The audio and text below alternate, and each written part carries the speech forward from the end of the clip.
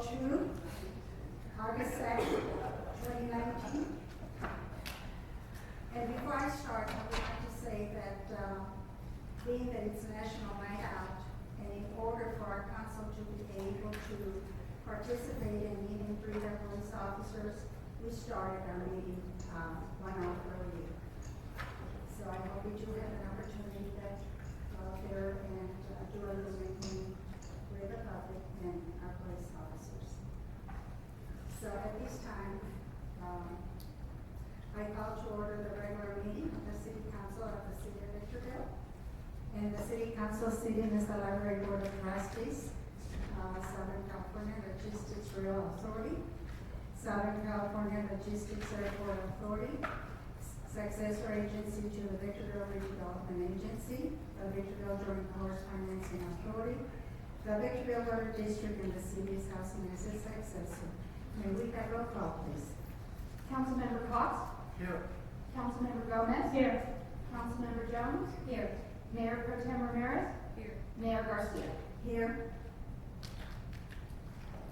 And at this time, could we have closed session announcements by our city attorney, please? Thank you, Mayor Garcia. We have only one item this evening. It was anticipated litigation pursuant to Government Code 54956.9B2. And facts and circumstances related to that are set forth on the agenda. At this time, there's no reportable action with respect to that item. Thank you. The invitation this evening will be delivered by Pastor Des, and I don't have a last name, of Victorville First Church of the Nazarene, and the Pledge of Allegiance will be led by Police Chief Greg Passenger, so please stand.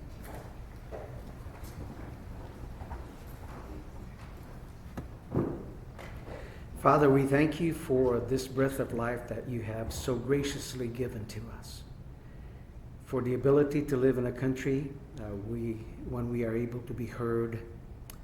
We ask your blessings upon us this evening, those upon who are called to service, and upon those who are here to listen and to hear.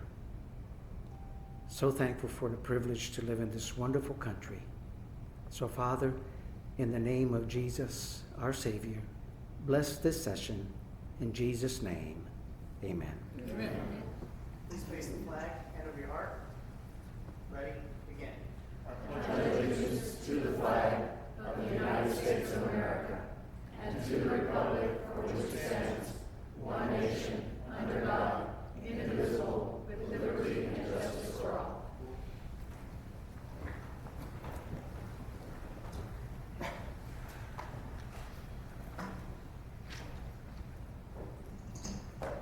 This evening, we do not have any proclamations or special presentations. So I will ask our city clerk to please present the agenda to council or any revisions to the agenda. The Victorville City Council welcomes the public's participation in tonight's meeting. Anyone wishing to speak during public comment or on a particular item will be required to fill out a white speaker card located in the lobby and give it to the city clerk. The mayor will call upon each individual who has submitted a speaker card. Comments are to be limited to 3 minutes per individual or less as deemed necessary by the mayor. All communications are to be addressed directly to the city council, not to the members of the audience. In accordance with state law, the city council may not discuss or take action on any non-agenda items. The council may receive testimony and set the matter to a subsequent meeting.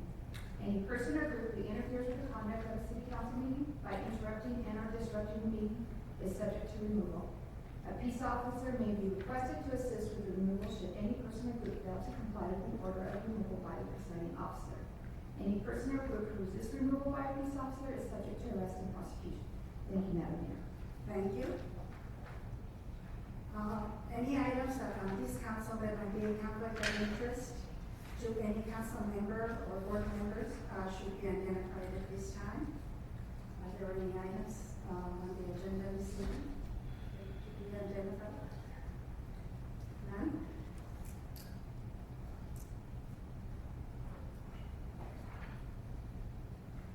We do not have any appeal hearings this evening. Therefore, we move on to public hearings. And item B1, a public hearing to hear arguments for and against a general plan amendment a zone change and conditional use permit to allow for a church and associated services at 16534 Victor Street. Madam Clerk, will you a recommendation? That the city council find a proposal accepting the California Environmental Quality Act pursuant to secret section 15061B3 and 15301. Adopt resolution number 19-059 approving the general plan amendment. Introduce ordinance number 2393 by title only, approving the zone change, and adopt resolution number 19-060 approving the conditional use permit. Thank you. At this time, do we have any questions of staff by council members? We have a 2-minute time limit. Any questions? No? Yes. So my question to staff is, does the city have any records of how many CUPs in regards to its equivalency to the request that we have tonight has been done? Any figure or approximation or actualization of numbers?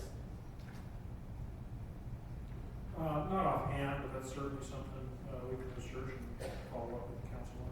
It would be nice to provide some history in terms of data so that council can independently make choices.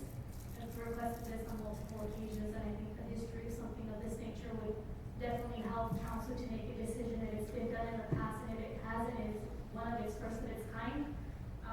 How show me that has been done.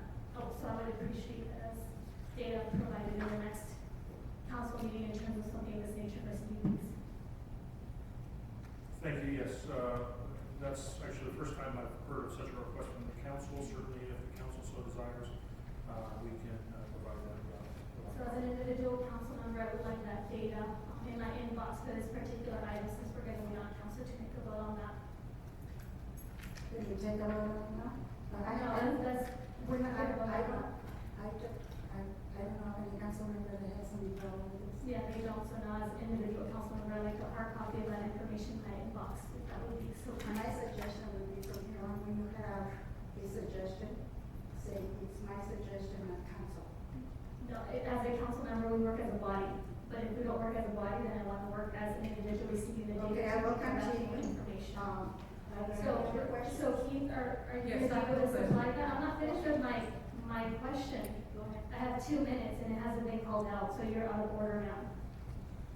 2 minutes, if they're up, I can no longer speak, but my 2 minutes are up. They're not, so, for the public manager, the city manager, I would like hard copies in my inbox. Would you be able to supply that to Councilmember Gomez? That's a question, city manager. Question. I clarify that, but I'm not sure what Councilmember Gomez is requesting. So, I'm sure Gloria was able to express it, but if I need to in my 2-minute time limit, I'm going to say that what I'm asking for was, does the city have any records of how many You have CUs 30 in regards to the equivalency to this request has been done? In other parts of the city? For this particular, how many have we approved? Is this the first of its kind? If it is, I would like to know if it's very casual and always done. Then I just need the data to show it. That's all I'm asking for. Specific to this site or citywide? Specific to the CUP for churches from a C1, so we can be adopting what we're adopting today specifically and what we've done in the past. Is this new, not new? I don't know. This is the first of its kind that I've seen come in within the last 3 years, so I'm requesting information to Your make an time is actual up. opinion. Thank you. Madam Mayor, I have a question. Yes, go ahead. If I may, just in terms of procedure. Because I'm not sure exactly what we should be doing here, and I certainly wouldn't want to deny any council member, necessary information, but it's always been my understanding working in governance that you cannot unilaterally direct any staff member to do anything, that those types of things come as a result of direction from the council. So I don't know if any legal response on that. I just want to make sure that we're proceeding carefully. That's correct, that's set forth in the municipal code as well as in the policy manual. So as a point of order, I'm being asked as a council member to make a public request. And that's what I gathered from this information from Mrs. Jones as the city attorney.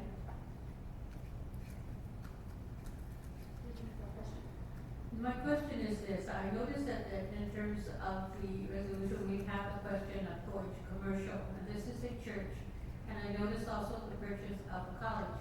But it did not, verify or even list the associate services that are going to be provided by this church. My question is, what type of services are being included if we were to change this? My question is because it's come to my attention of the idea of a homeless center on 7th and Victor. And I'm wondering, is this a part of that so-called idea, or is this simply a question of the services of the church, the attendance of their congregation to, let's say,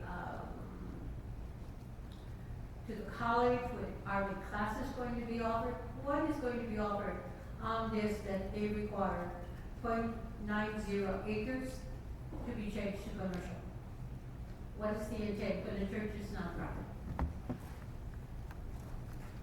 Good evening.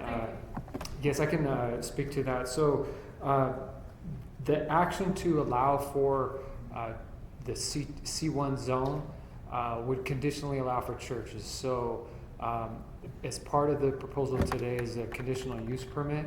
So within that conditional use permit, they're limited to what they've told us in their application. So there is going to be like a Bible study, but there's no other additional services where there'd be like a soup kitchen or anything like that. There is conditions that if they were to have a temporary event, that they would come and get a temporary use permit from the city. My only concern is, in regards to the changing of the zoning, is that by permitting them to go to commercial, are we also implying that whatever services associated to the church is also being approved by the change of the zoning? That's my question. Is this just a simply zone change, or does it include services that are to be included within the church? Because it said associated services. I question that. Yeah, it's actually both. You're taking action on to change the zone of the property to C1, which would conditionally allow for assembly uses such as churches. And then with the proposal today is also a conditional use permit that outlines what actual services are provided. So it said associated services, but that was just in like the general description.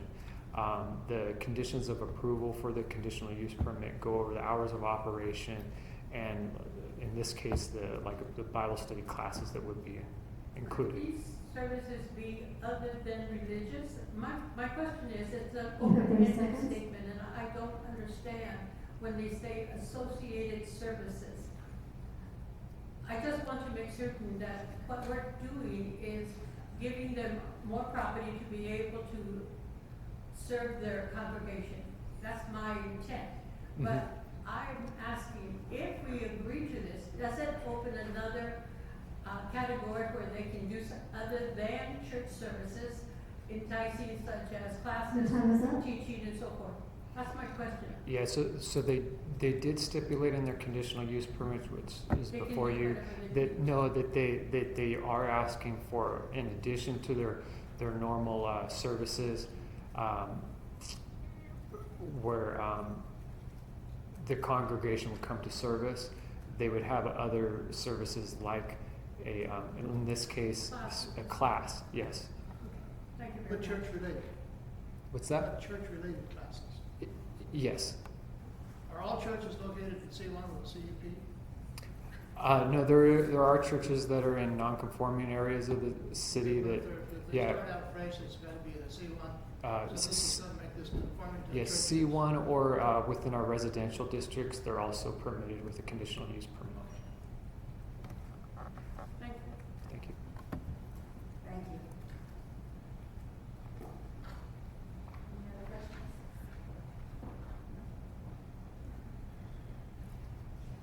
I open the public hearing, and I do not have any speaker cards. Therefore, I close the public hearing. And Madam Clerk, can you read the title of the ordinance number 2393?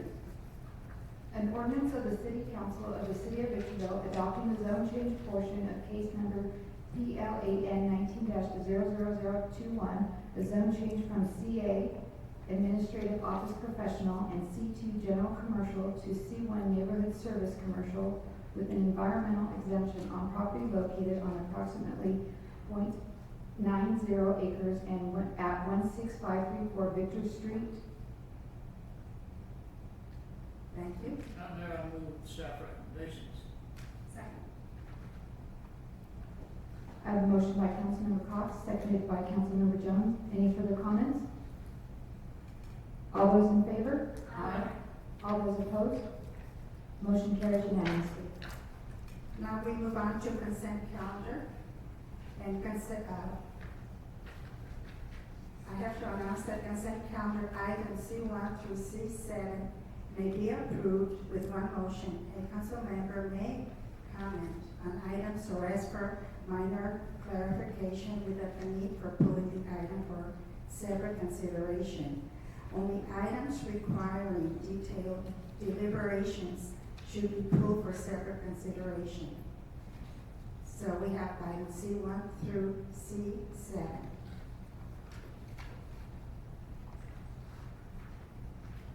Move approval of consent calendar. Second. I'm gonna pull items C2, 3, and 4.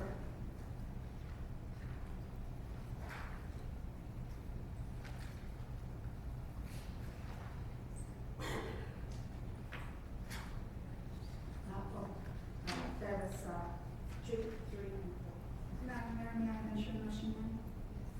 So I, move that the council and, the boards that we serve, or in the capacity that we serve on the boards to take action in accordance with the recommendations set forth on the, consent agenda. That's items C1 through C7 with the exceptions of C2, 3, and 4 that will be handled as, separately.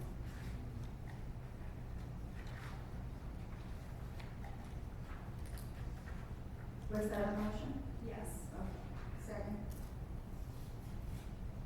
I have a motion by Councilmember Jones, seconded by Mayor Garcia to approve items C1 through C7 except for C2, 3, and 4. All those in favor? Aye.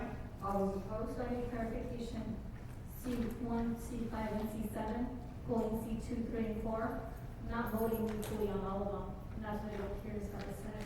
We pull 2, 3, and 4. Right. So you're not interpreting as a vote in one, right? We're pulling 2, 3, and 4, so we're taking a vote on 1, 5, 6, and Okay. 7. All those in favor? Aye. All those opposed? Motion carried unanimously. Now I move on to written communications. We need to go through C2, C3, and C4. Oh, For item C2, I have several questions. Would staff please address the concept of equity share in general terms for the benefit of understanding the specifics? To A, the substitution of trustee and deed of reconveyance. B, resolutions number 9-065 and the original deed of trust and the promissory note.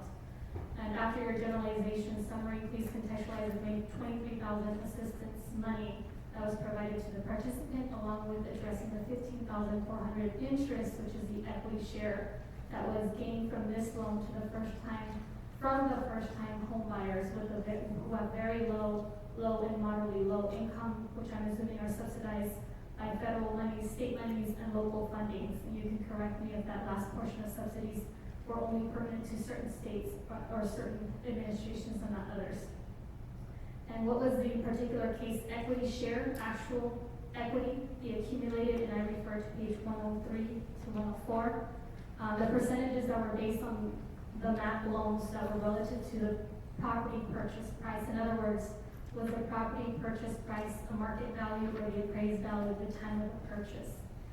Has there in the past or currently been any considerations from the city and other agency or any agency stakeholders to reevaluate the MAP loan and other controlling documents, such as loan requirements, to further alleviate the equity share calculations to further benefit the assistance that's provided to individuals who are very low to moderately low home buyers for the first time?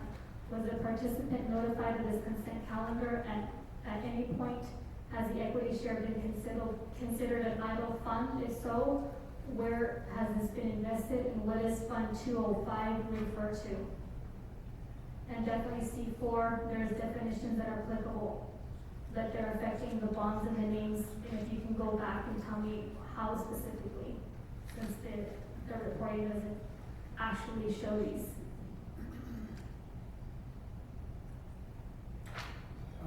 Madam Mayor, members of council, if I might, this is a subject that we have had discussions about in the past, and very specifically addressing the questions, trying to describe, define, consider revising equity share. That's something that we discussed earlier in the year, and it was recommended by the council as part of the budget, upcoming budget that we eventually approved in June, that information be provided, and the council was to consider if it wanted to take on continued deliberation as to whether or not it wanted to modify the program. That information was shared just before, I believe,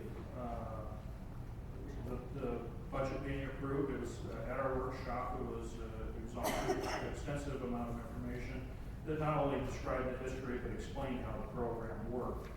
So staff believes at this point, answering the questions as to having reviewed it, have we considered it, it would certainly have taken no response from this council as lack of interest in pursuing any changes any further, but certainly if the council's position on that changes, certainly we can reconsider where we're at with the program. I think notwithstanding everything else that was mentioned, the other item that was asked was with respect to describing the equity share. The equity share is an amount that's identified in addition to the principal amount that was originally loaned to the applicant, and in this particular case, it serves as the interest earnings, if you will, as any other loan would generate. But in this particular case, it's calculated based upon what we define as equity share, which is a proportionate share of the appreciation and the value of the home. And with that, there's a measurable, there's a percentage that's applied that equates to a dollar amount, and that becomes the interest earnings associated with the investment made by the agency or the city in originally loaning those monies. And I think the other comment or question I heard was with respect to describing reconveyance. And effectively, because this loan has been paid off and satisfied both in form of principal and interest, because these involve documents that were recorded on real property, on real estate, once satisfied, you actually have to remove those documents from title. So effectively, the reconveyance is that of documents that was originally securing our loan interest in the property.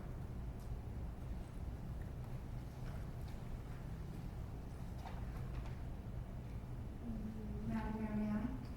So on this particular one, the matter before us is really just dealing with the paperwork after the fact. The loan receivable has been settled. That wouldn't be settled unless the seller was amenable to all the terms of the sale as it relates to the city, correct? That's correct. At this point, we're really procedural. What we have done in structuring the program so that we don't hold up an escrow potential sale among buyer and seller, we've actually established a program as such where so long as the amounts are fulfilled, we'll go ahead and fulfill the repayment administratively, and then because it's a real document, a real recorded document, we'll after the fact come to the council to ask for the release. So at this point, it's merely paperwork procedural at this point.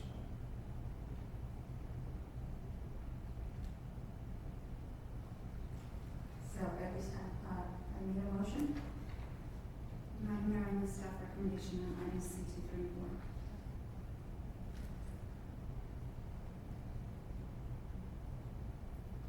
Is there a second? Second. Motion by Councilmember Jones, seconded by Councilmember Cox. All those in favor? Aye. All those opposed? Motion carries unanimously.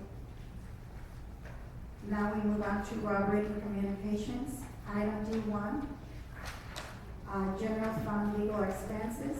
The recommendation is any action is at the discretion of the city council, and I will request Councilmember Jones to present this item, please. Thank you, Madam Mayor. First of all, I thank my colleagues for allowing me to place this matter on the agenda.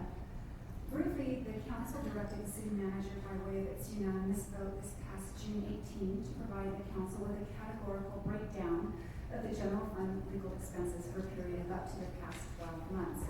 Stated purposes were to help us gain a better understanding of the basis for the 2019-2020 budget appropriation and to help us remain abreast of expected trends in spending.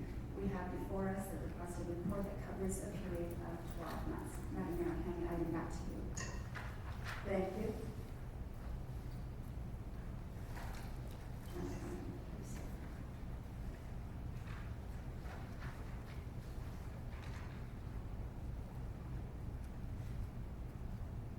Are there any questions of staff at this time from council members? And is it 2 minute time limit?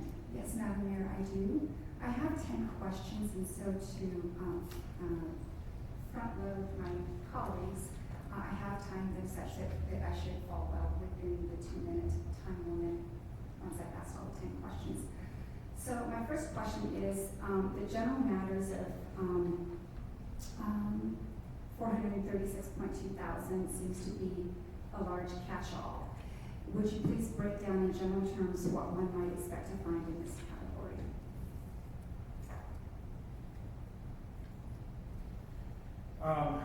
It is a big catch-all category, $436,000 item. I can give a couple of examples. In fact, I can think of 4 right away that might be included, or that is included in that. Examples would include review and development of ordinances, the debt policy review was one item on our column. General public records requests, along with, because it was an election year, I do remember general elections related matters also being categorized to that. Okay, in the city council category, we spent roughly $52,000. Will you please elaborate further as to the typical nature of these expenses? Again, through example, I think the City Council Policy and Procedures Manual is certainly something that comes to mind. Occasionally, we're dealing with FPPC research-related issues. We regularly have to offer ethics training to the council, and certainly there's an inclusion of research involving specific council-related matters. Okay, and does our planning department have recurring legal fees, or is the approximate $41,000 an extraordinary expense?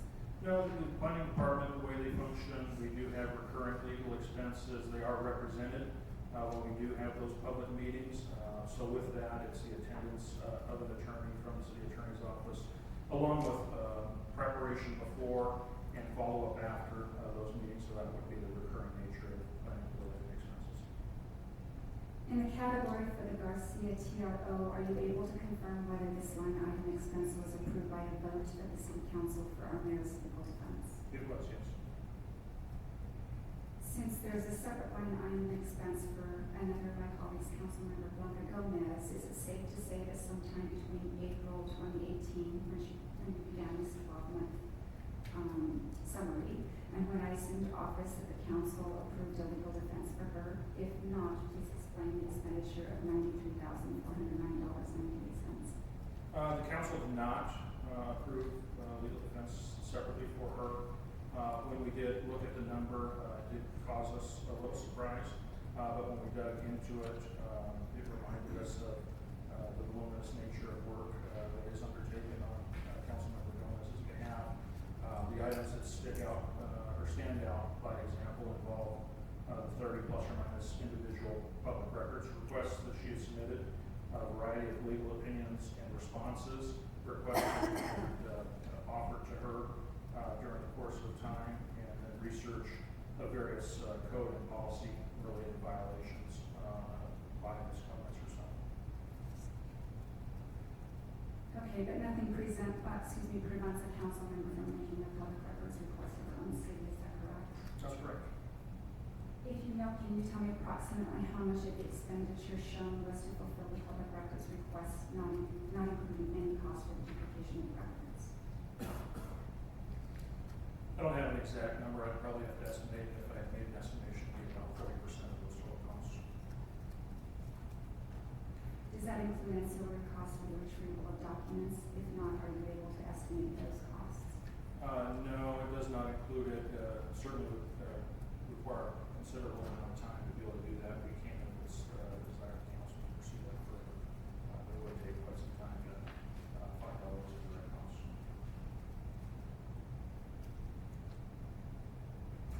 Okay, so since the records requests originate from private citizen governments, is the general assumption that the information obtained is for personal use and not in furtherance of her official duties as a council member? Would you please briefly explain your answer?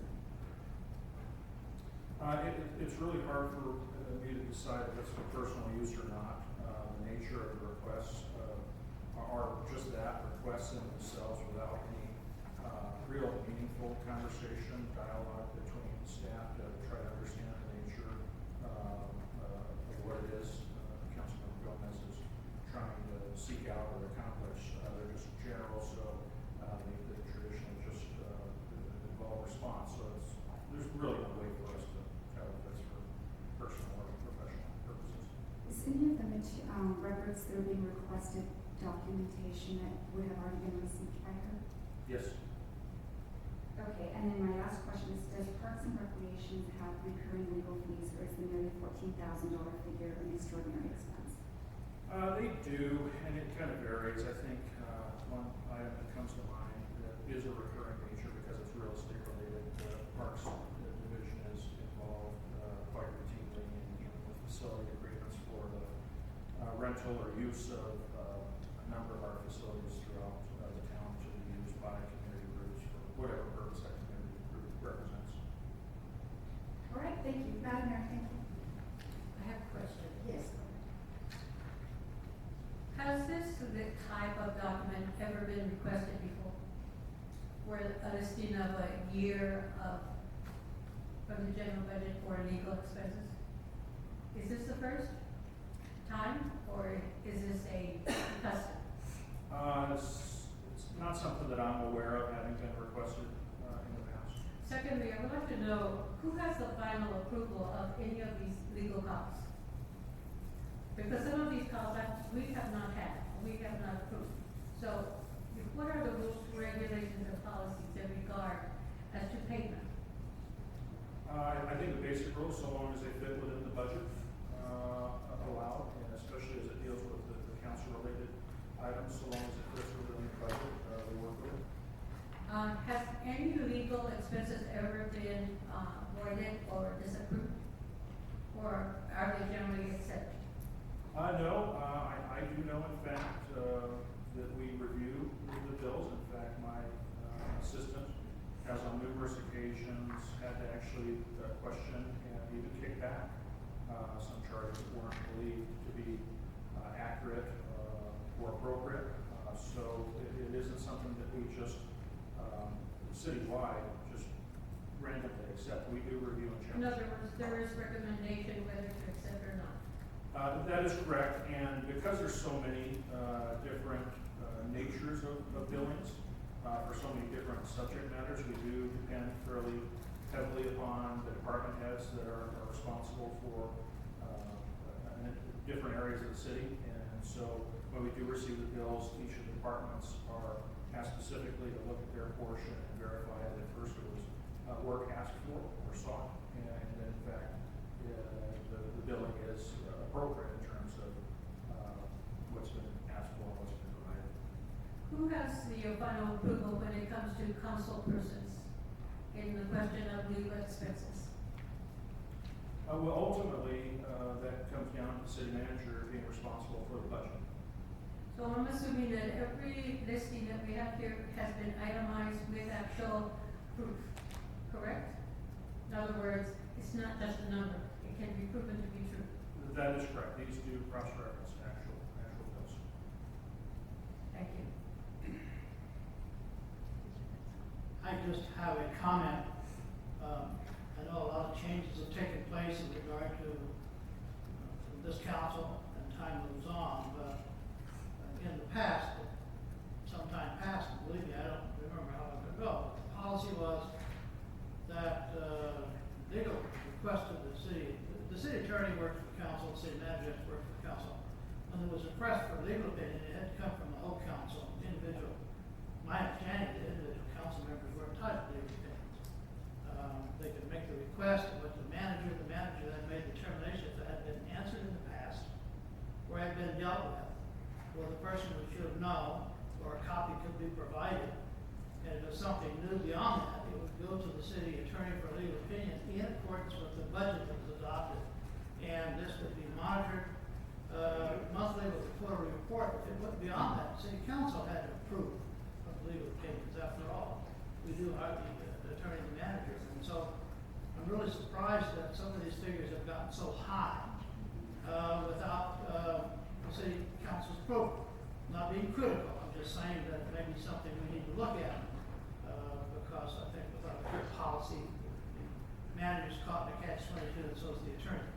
And these are rather extraordinary fees. Most of them can't be avoided, some can. I think it's a matter that we need to look at in the very, very near future. I concur.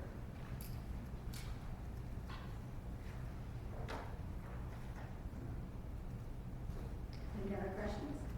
I have a comment too.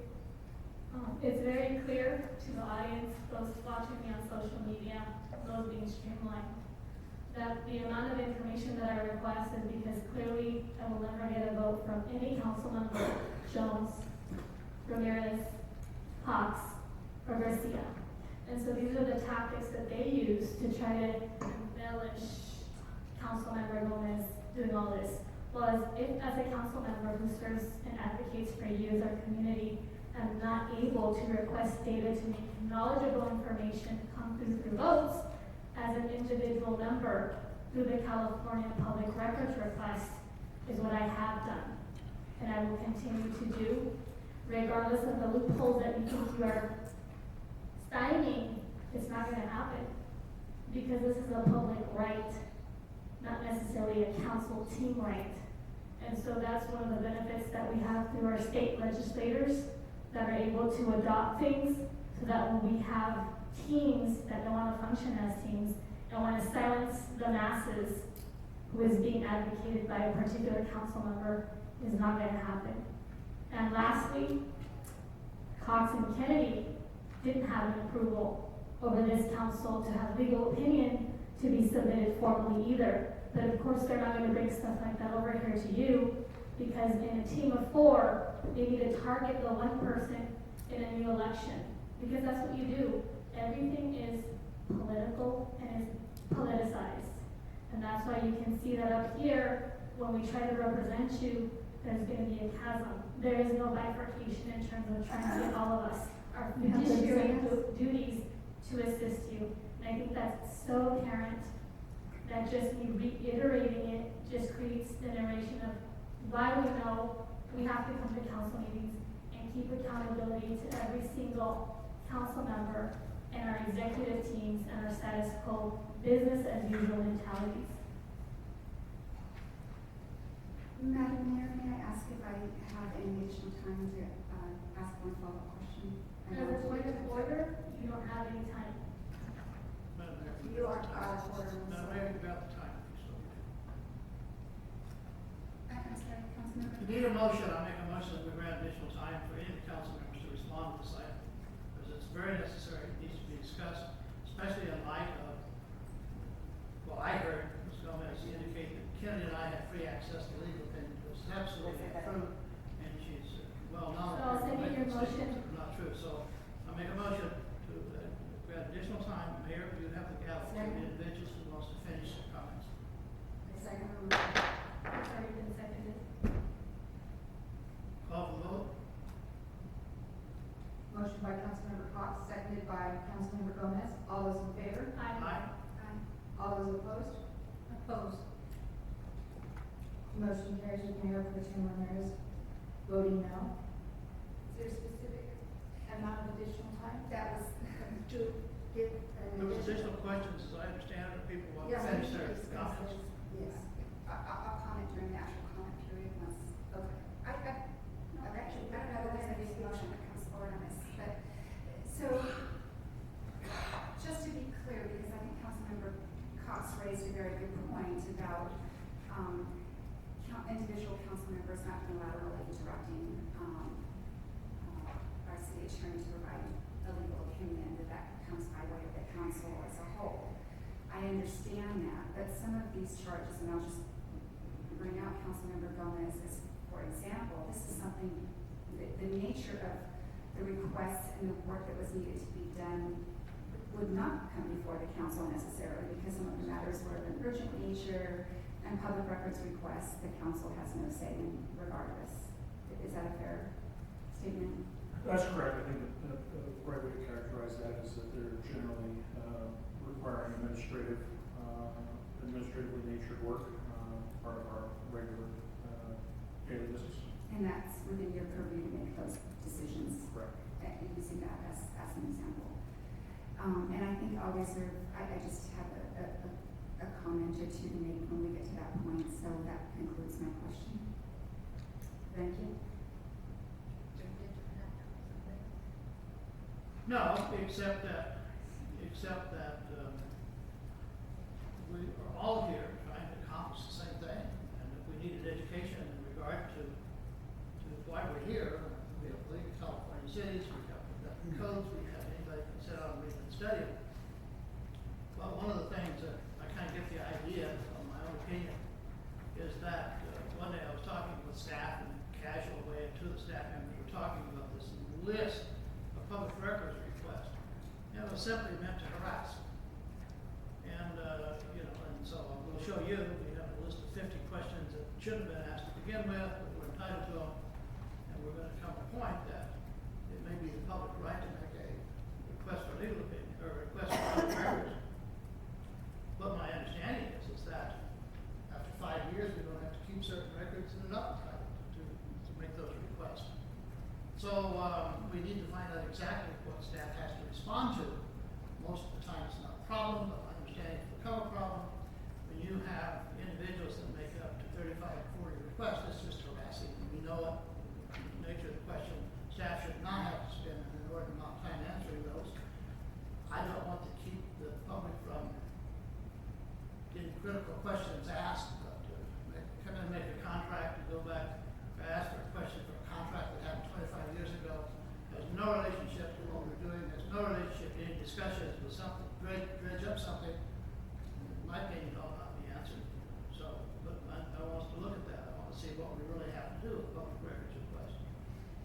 Because we can't afford to have the taxpayers, ratepayers cough up more money because somebody wants to harass the staff. That's what it amounts to sometimes. So, thank you. Anyone else? So I'm gonna reserve mine for comment too.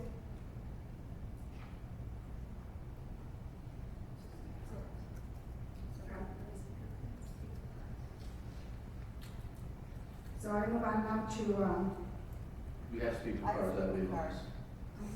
If you have speaker cards on the Yes, side. that's Okay. fine. Yes, I'm moving on to our speaker cards, and I do have some. First one is Bob Harriman.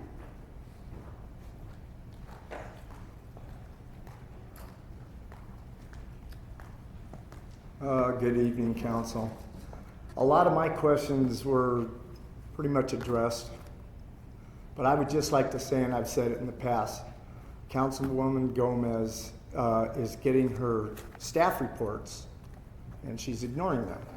And then she turns around and she comes in here, she asks a question, she knows the answer, and she's wasting a lot of time and my tax dollars.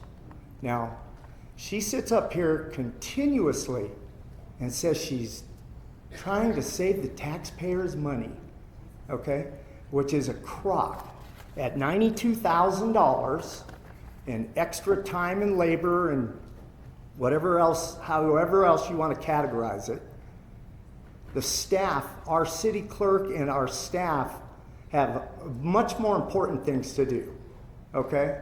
So I would say that she should start doing her homework, just like I do on the Planning Commission, okay? I don't ask stupid questions. I don't tell Mr. Webb to go check on this for me and do this or do that, okay? So I think that we need to adopt some rules as to how far, in his example, Councilman Cox said, how far back she wants something. If it's pertinent to anything, I think somebody, I don't know if it would be the city manager, but there has to be somebody, and I'm sure there is, that looks at these, some of them very stupid questions that don't even apply, and he can make the discretion that if it's even worth spending our time on it. Okay? $92,000. Okay. So she sits up here and she complains about legal fees. Her and her other crony over here, same thing. Constantly complaining about legal fees. Constantly. Everybody says, you're spending the taxpayer money.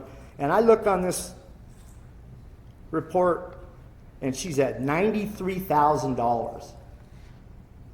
$93,000 of virtual waste.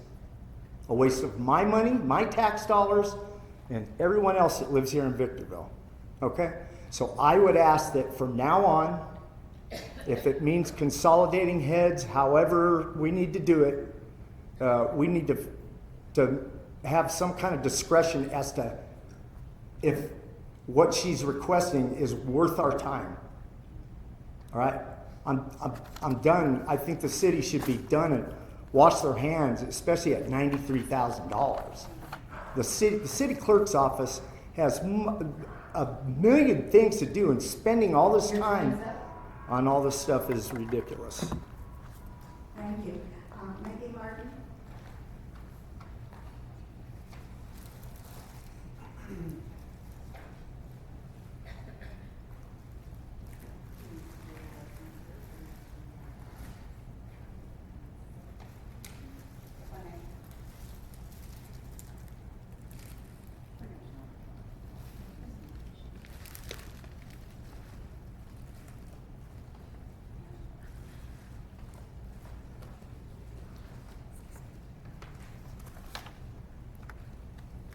Good evening, Your Honor, Counsel. I don't have my glasses, so I'm going to have to go like that. First of all, you know what I hear about out of her mouth all the time? I hear that she has a humongous persecution complex stamp on the front of her forehead. Really, it's persecution complex. It's a mental disorder. Okay, so I have a letter here from Mr. Dabornowski's office dated March of 2019. Referenced my public records request in February of 2019. I'm going to do the best I can. Please accept the let me see if that's even relevant. Hold on. 2 categories of documents I requested. Number 1, all document request of Blanca Gomez for docs she should have been aware of. She could have been aware of had she been prepared before council meetings. And 2, how many business cards and all city staff, attorney costs, and staff time related to her requests. Initially, a local agency is under no duty to create a record that does not exist at the time of the request, government code cited. Category of one of your request seeks only those document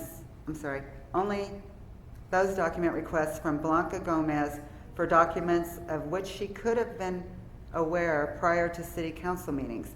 It is important to note that your request does not seek specific documents and requires the city to does not speculate on the personal knowledge of Blanca Gomez. As a result, category 1 does not seek, it's just basically a clarification drop down. Notwithstanding the above, I discussed your request with Mr. Dabornowski and was informed pursuant to his discussion with you on February 19th this year, that perhaps your request would be satisfied if the city could provide a general number of pages which have been requested by Ms. Gomez. Following a request, Ms. Stevens, Ms. Roche provided you with the quantity and cost of business cards given to Blanca Gomez, which amounts to 7,750 cards at a cost of $514.39. In addition, Ms. Gomez's request for documents pursuant to the Act has resulted in a production of approximately 73,907 pages of responsive public records. At least one of these requests is ongoing. These documents do not encompass day-to-day requests from staff receives from Ms. Gomez in the course of her duties as a council member. Many of these requests would likely be exempt from discussion under the Act, etc. Okay, hold on a minute. So basically, I'm going to sum it up in the last 9 seconds. It's exactly what Mr. Harriman just said. $93,000, she's a waste of our money. A waste. Put a limit on how much money she can spend for legal help. Ramiro Rodriguez.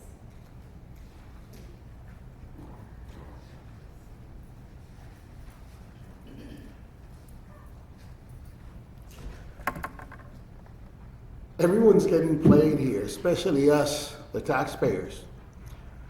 We got a report of all the firehouses that turned from county to city, and we even got an itemized bill for $2 for a battery for a clock on the wall, and also for some lighter fluid sprinkled on the grass because they spray paint. They sprinkled the name of their number of their group of firemen. We had that itemized. Why can't we have itemized exactly those 93,000 or 40,000? But you know why? It's simple. It's a witch hunt. Didn't you get the memo? Haven't you read Orwell? Haven't you listened to Carlin at least? We just want people to go up there, not ask any questions, do as you're told, vote, and don't ask questions and shut down, shut up. But you know what? $93,514 for cards? Heck, I get them for $19 for 500. But you know what? We're being scammed. Somebody's always padding the bill. And look, somebody making $100,000 a year, that's $48 an hour. So when I go apply for my yard sale permit and get the papers and everything, it takes that lady, or that person, I'm sorry, half an hour.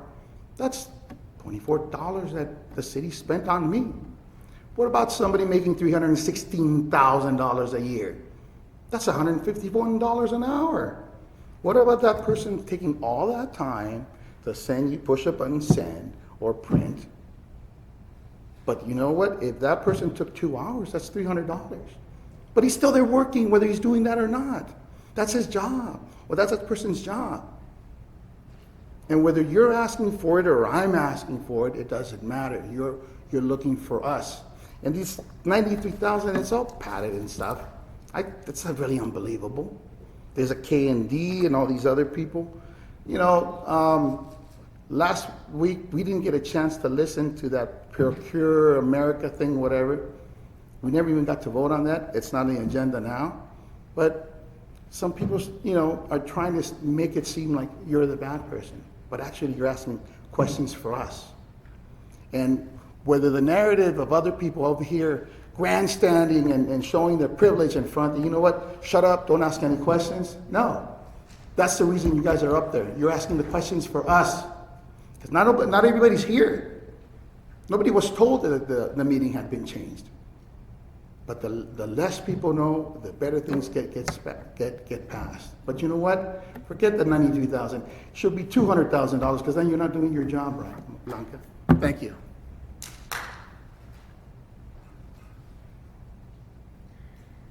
Those were the only speaker cards that I had.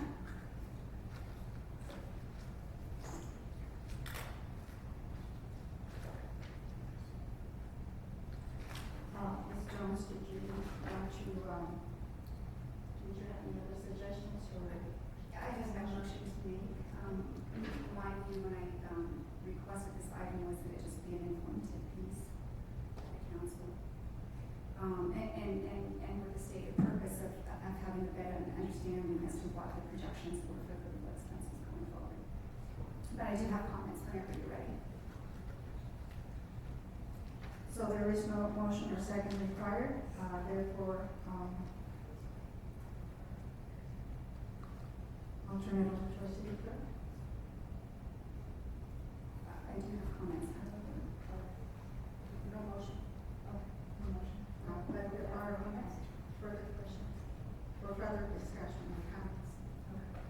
Okay. Thank you, Madam Mayor. So, as I just stated a moment ago, the reason that this item was brought forward was to get a better understanding of the projections for the 2019-2020 budget and to have a better feel of what trending expenses would be going forward. So contrary to an assertion that I just heard this evening that this is a witch hunt, I must take umbrage of that, since the council, having been presented with the basis for the request, voted unanimously to bring this item forward, and that in fact included Councilmember Gomez herself.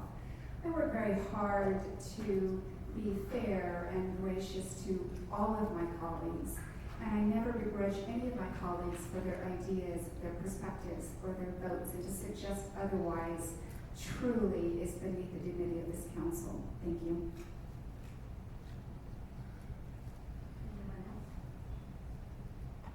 Yes, just to demystify Councilmember Cox's comment about information and going how far we can go back. Well, today's a perfect example. We went back probably 40 decades ago just to look at today's closed meeting session. That's just to show you how far back we have to go with legal counsel and our executive team to get a better outlook of what is happening with BBWRA and any litigation processes. And that is That is closed session discussion, that's privileged. BBWRA, it's open, we already know there's. You do not have BBWRA on the regular agenda tonight, it was in closed session. Discussion about it is inappropriate. So, that's to show you how far back we do need to go, and in terms of the terminology that was just presented today, in my opinion, for the first time about harassment, and then I'm using it to harass the staff, is very interesting because the inception of this council, I have been dealing not only with discrimination, but also a very hostile work environment with individuals. Recently, I was accosted by Sophie Smith, and I did put that in our record, and I also submitted a formal complaint outside of this division, because this has been continuous, and it's not fair to me, and it's not fair to the people that I advocate. And so to call this a witch hunt was the best terminology that I could have heard from someone who comes out and shows his face and is able to use a public comment, noting that he might get retaliation if he ever were to submit his information verbatim to us. And so it's not fair.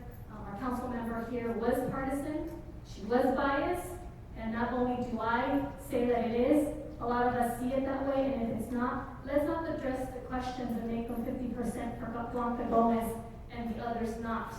If we would have done that, we would have played a more careful game, and we would have showed that it was a witch hunt, and it was political. But unfortunately, we have differing opinions, and the opinions have been set on the record, and we choose to decide what the interpretation is based on the speakers that have spoken.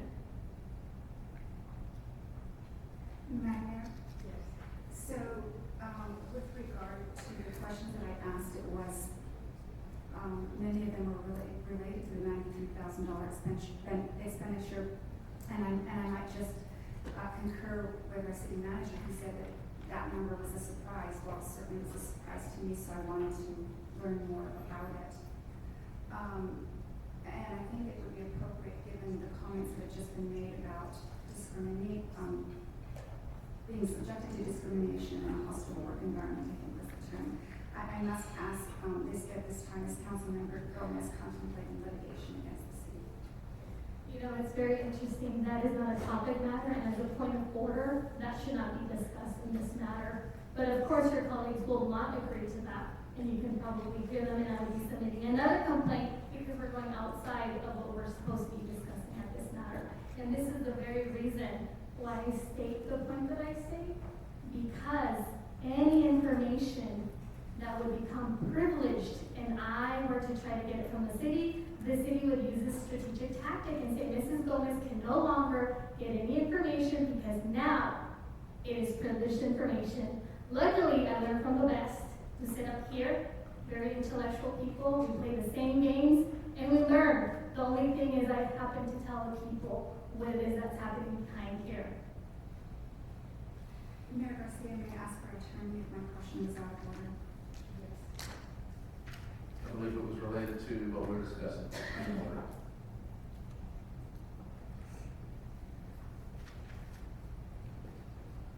Any further comments?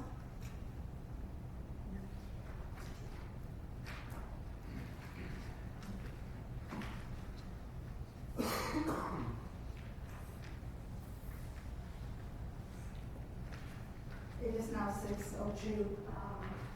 We could take a recess so that we can participate in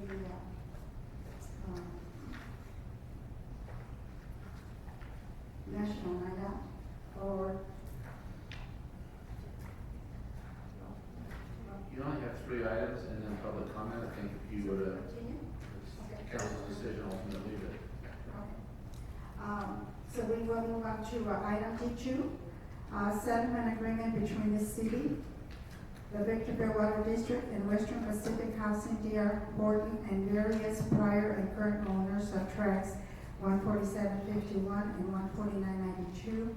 The recommendation is that the City Council and Board of Directors approve the settlement agreement for execution by the mayor. Are there any questions of staff by council members? I have none, thank you, Madam Mayor.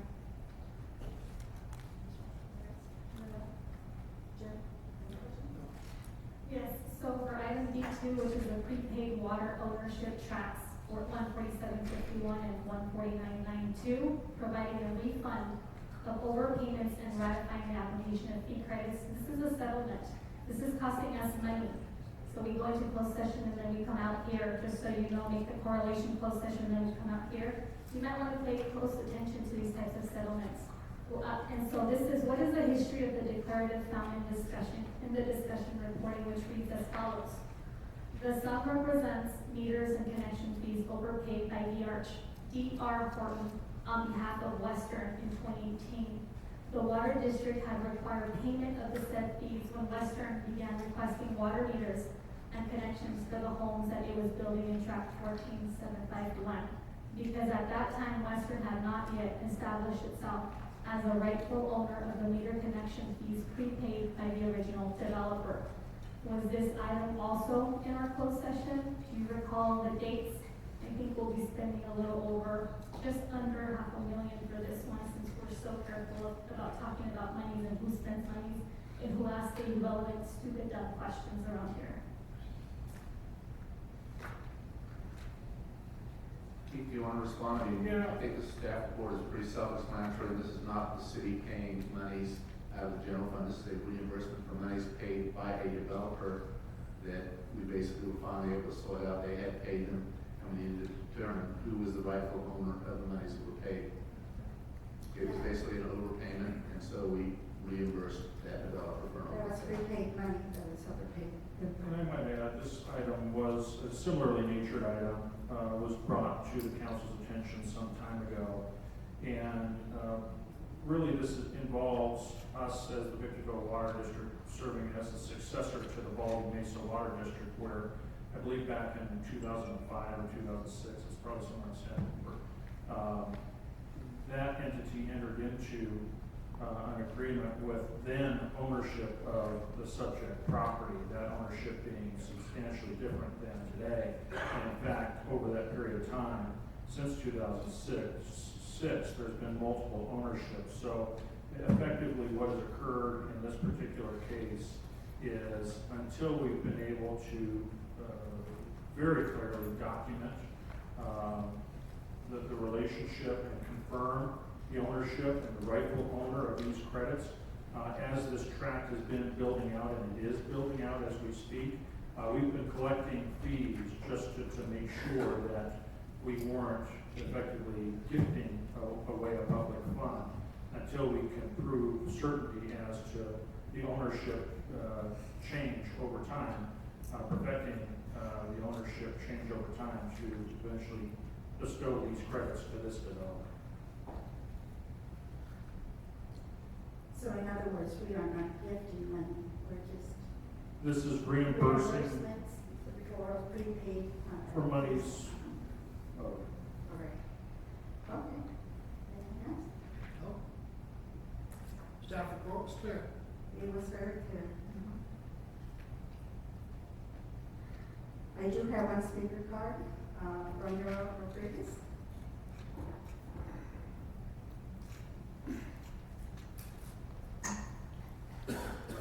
I've been reading this settlement, 30 pages, twice already, and I still don't understand how it goes. Please explain to me Joe Public, how it goes from $38,000 to all of a sudden 475,000, and then $217,681. And also itemize, please, itemize, and just give us a ballpark figure. How much are the attorney fees costing us for this settlement? I don't think they're doing it for free or pro bono. So how much is the attorney making? How much is the city paying? Because I don't think it's just, we're not gifting nothing. Nobody does nothing for nothing. This is just passing it, oh no, it's nothing, but there was money out there since 2006. I don't think people would want to say, never mind, don't pay me any interest on that money. What about the fees, the attorney fees? What about the nuisance fees or whatever the attorneys charge for having this money sitting down? What if that person never would have came up? He would lost out on that money? Or did somebody just went through the books and found out, hey, they owe us this money? Would the city willingly would have given that money back? So we need to have these little things itemized, not just say 93,000 for so person. We need to itemize to see how much the attorney fees is costing the city, because this is not a free thing. And the money, we didn't have that much money. What about 217,000? Because 85 meters at 5,000 do not add up to close to $750,000. Thank you. That was the only card that I have, therefore I'll need a motion and a second. Madam Mayor, the motion to approve staff recommendation on site. Second. I have a motion by Councilmember Cox, seconded by Mayor Garcia. Any further comments? Yes, so it's very important that we read the tonality and who responds. The craft of the narration and the title of city attorney and city manager being who respond to my inquiries should say much. And if you look at the report for the fiscal impacts, you will notice that the approval of the settlement agreement provides for and orders a refund of the amount of nearly $500,000 to be paid to D.R. Orton. Additionally, a deposit will remain on hand to provide the credit for meter and connection fees, whether we call it credit fee, whether we call it taxpayer dollars, whose money is it coming? Not from my individual pocket. This was submitted by Tara Taguchi, the deputy city attorney, and the recommendation is for council to approve the attached settlement agreement. So let's keep watching for our monies and where it goes, and the language is very pertinent as to what you're listening to. So whether you hear laughter and someone saying, ha ha ha, this is only this, money, it's all about money. Where is it coming from? Our general fund? Which fund of our 81 funds or 80 funds is it coming from? Madam Mayor? Yeah, so what we just heard was a mischaracterization of the facts found in the backup data. So clearly this matter has been handled through a settlement agreement to, in particular, memorialize the history that has taken place with D.R. Horton, etc. Thank you. I have a motion by Councilmember Cox, seconded by Mayor Garcia. All those in favor? Aye. All those opposed? Aye. Motion carries with Councilmember Gomez voting no. Now we move on to item D3, award of contract to Christians and Brothers Inc. for the water main relocation on Palmdale Road. Madam Clerk, give your recommendation. That the Board of Directors of the Victorville Water District award a construction contract to Christensen Brothers Incorporated in the amount of $91,745.63 for the water main relocation on Palmdale Road. Thank you. Are there any questions from council members of staff at this time? Any questions? Well, I have a question. Caltrans made the request that we do that, which is they make the request to Edison or all the other utilities. Is that the cause of the widening project? That's what the staff said. So that's 395. Where are they widening? Oh, 395 was done. So this project is actually on Palmdale Road, and it's from Cobalt Road to US 395. And what they're going to be doing is installing medians, center medians at certain locations and shoulders. Because Caltrans had the prior rights, they had the right of way, the water district is responsible for the relocation cost. Okay, got it. Thank you. Anyone else?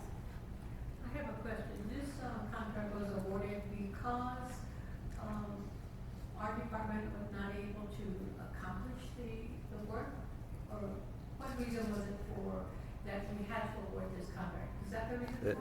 that is the reason. Sometimes our own water crews will do certain work for relocating a water main or replacing a water main, but usually when the project is larger, or if their workload can't accommodate it, we would contract it out. Would you consider this a savings in the fact that we gave this contract rather than otherwise? Because I know it was a relocation. I don't know necessarily that it'd be a savings, but our in-house water crews can only accommodate so much work because they're often maintaining the system, and what they do tends to be a smaller type project. This is a larger project. Normally we would contract that. So can you tell me how did you select this particular company in regards to the construction? Do they have a known history of being effective, efficient, superior? They do. All the bidders have previous experience with the city, and all of them have a good work history on previous contracts. In other words, they meet the requirements of your department in regards to the construction that they're going to do, correct? Yes. Thank you. Anyone else? I do not have any speaker cards.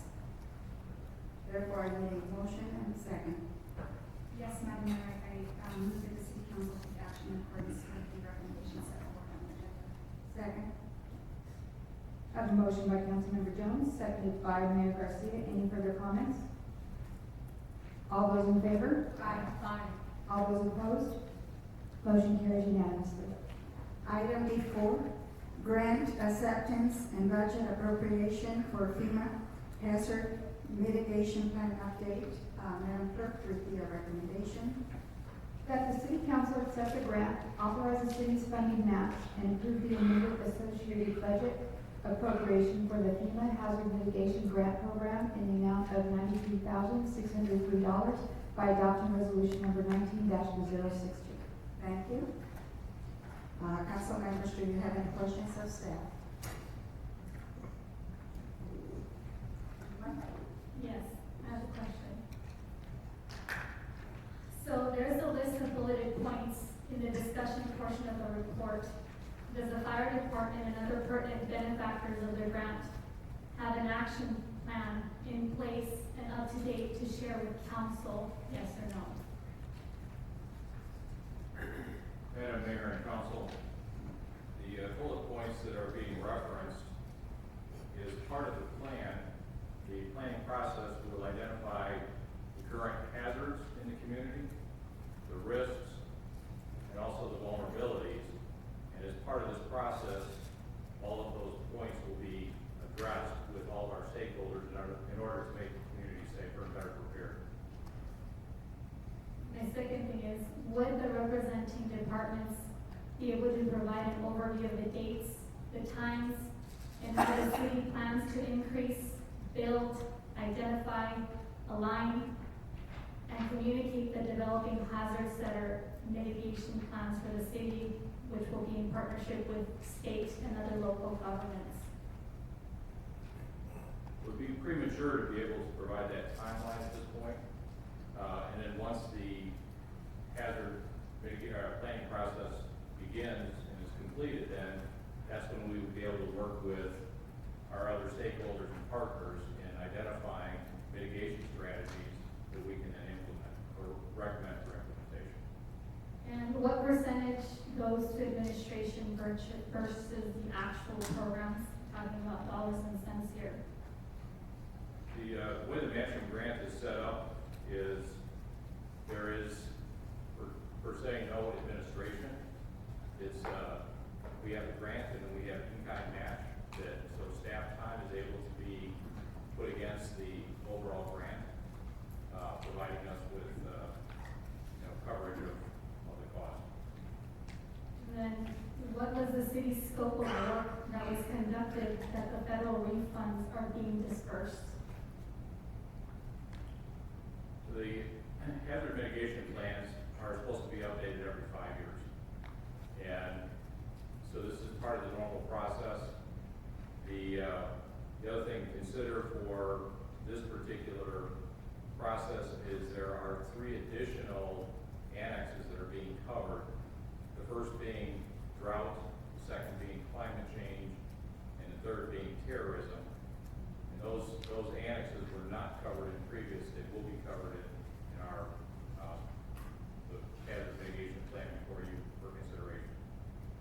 I have no further questions. Thank you for your response. Anyone else? No? I do not have any speaker cards. Therefore, I need a motion and a second. Yes, Madam Mayor, I move that the council take action in accordance with the recommendations set out on the agenda. Second. I have a motion by Councilmember Jones, seconded by Mayor Garcia. Any further comments?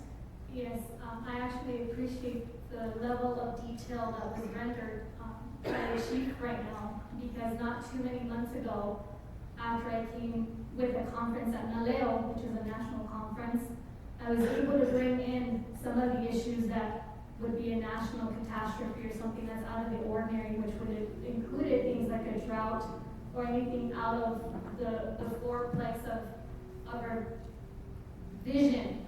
And for you to have talked about the hazard study program, which I'm going to call, with and analyzing drought, climate change, and terrorism was one of the main forefronts that I had asked this council on a full-scale vote to try to adopt so that we could have brought it forth. And I'm glad you thought about it without listening to the proposition and took the analysis and are bringing it forth. So I actually appreciate that. It's not my credit, but you actually get credit for that, even though I wanted it earlier. Any further comments?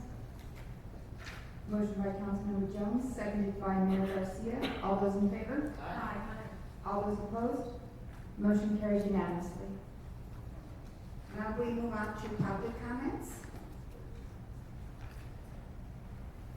And this is a 3-minute time limit. And I do have some cards. The first one is Bob Harriman. After Bob will be Sheriff Rachel.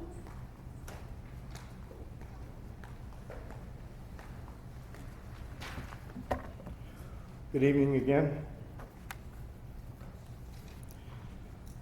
I would like the council, I'd like to request the council that from here on out, we adopt a resolution that any council member that has to be taken out of the chamber relinquish their pay for the month. Okay, so if we could adopt a censure policy to prevent this disruptive behavior, it would really be beneficial.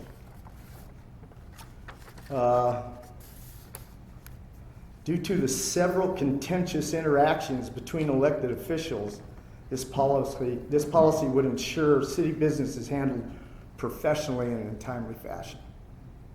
If we're going to continue to have the council member embarrass our city, what an embarrassment that was, then I think that there has to be consequences. So I would recommend that the council look into having anybody on the council that has to be removed forfeit their pay for the month, and that would be in discretion of the city council. So I would like you guys to maybe put that on the agenda and we can talk about it in further detail. Thank you. Thank you. Sheriff Rachel.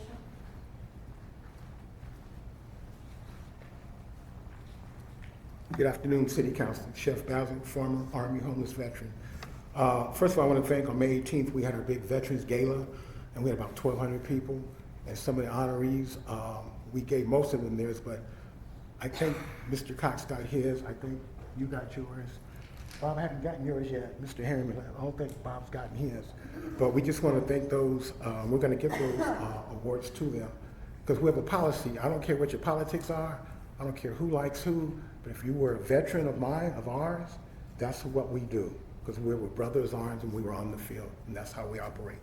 And then now I want to really thank, as you know about the big hurricane that came, and our team again went out just like we did, and in the Houston hurricane flood where we fed over 3 million people. This time we were in Torona, and my wife put together the team. And when I asked for help, I just got to give a shout out to our mayor. You know, she gave us a big boom help that, you know, that really helped feed the people. It was really great. I want to give honor to Maggie. 3 times Maggie came with goods. Maggie, thank you very much. 3 times, even today. Denise Wells, she rode up there with us. I want to say thank you to that. Manny the Duck, and I want to thank my wife and Desert Manor, who gave us at least $60,000 worth of food. We went up there in 110, and we gave it out. And on on November 23rd, pre-Thanksgiving, my wife and I and chefs, ACF chefs, because I'm a national chef, we're going to feed the entire city, all 1,900. We're going to lay it out for them. And Mayor, I'd like for you and those who could come with us, Mayor Pro Tem has already said she's rolling up with us and gonna cook. And Ms. Jones, I heard you can burn. I know you can get down. I know you can cook. And all the other council, and Garcia, you know, I know your history. You was Miss Patch and all that, so I know you can cook. I just like for those who want to come, including everybody, come help me cook. Come help me feed 1,900 people. And I really want to thank my wife. I really stand up, Lisette, she put it all together, and it's really difficult to feed a city. And I'm asking, you know, whatever you can help us get food, but you know, I gotta say this last couple of 30 seconds. You know, whether people like myself, Maggie, whoever, you know, Maggie came through like a champ, and I didn't mask Maggie. She came to the house with a F-50, 150, with food, you know, and Denise, you know, I'm so proud of you, you know. I'm really proud of you, you know, I really am. And I just want to say thank you for all those who gave, but we're going to continue to help that city. Victorville was recommended, and without your big contribution, Mayor, we wouldn't have got some of the things we got. Thank you. Thank you. Thank you so much.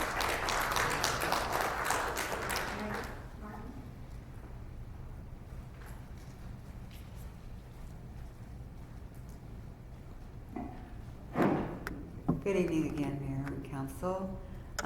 Couple of things. I don't know if any of you up there realize that when a certain member speaks up here at the podium, a certain person speaks up here, I leave. That's a good time for me to exit, stage left, right, whatever it is. Because, you know, I'm tired of people coming up to this podium beating the dead horse. It doesn't matter what any of you say to that person. It's just the male version of Gomez, that's all it is. It doesn't matter what you say, what facts you present. They just want to believe they're the persecuted, they're the underdog. I mean, this is a person who says the U.S. Census Bureau didn't even count the Hispanic rights. So, the Hispanic population rate. Are you kidding me? Really? So, I just wanted to say that, and I wanted to say, basically, I had an exhausting week, and I'm sorry, so I'm not really functional here. But I'm going to assure you that I'm over this one right here. She's not even looking at me because she knows I'm talking about her. I'm over it. And I'm going to do everything to the core of my being to make sure this woman is not reelected. And let me tell you, in a few months, I'll be coming loaded for bear, and y'all are going to hear about it. And she'll be finished, washed up, tail between her legs, leaving town. Thank you. Ramiro Rodriguez.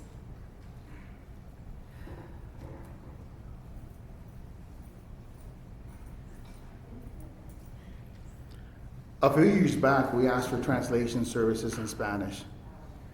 The response was, I'd rather pay the electric bill for the Little League than give you guys any money.